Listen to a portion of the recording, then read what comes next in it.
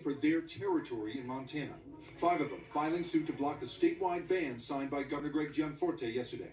Gianforte calling it the most decisive action of any state to protect Montanans' private data. The bill will take effect in January.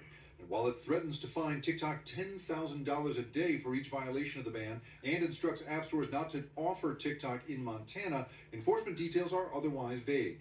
I like being a voice for my state. Christian Poole says he earns a modest side income as the unofficial Montana ambassador for more than 400,000 followers. There being more cows than people here in Montana. But he says driving out of state to use the app is not realistic. I'm not entirely sure it'd be like super worth it taking like a possible 2-hour drive just to post. Meanwhile, a TikTok spokesperson tells NBC News that Montanans can continue using TikTok as we continue working to defend the rights of our users.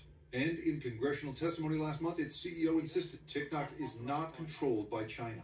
The company overseen by American personnel. The ACLU, meanwhile, says there's no public evidence of harm that justifies a ban. But the ban does not mention specific national security threats and may be vulnerable, experts say, on First Amendment grounds. And with that, Jake Ward joins us tonight from San Francisco. So, Jake, does this set the stage, increase the chances for a possible federal ban?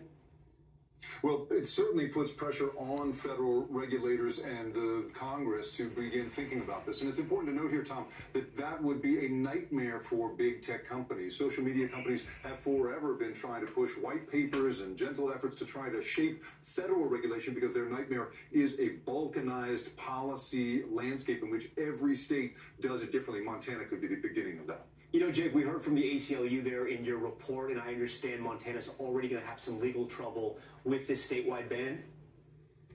That's absolutely right. This new suit filed by 5 TikTok users accuses the ban of being a First Amendment violation. Certainly, we've seen federal efforts talking mostly about national security questions. Montana is home to a nuclear missile facility, but that is not mentioned in the governor's ban. It seems to be a First Amendment fight is what's on the horizon for that company.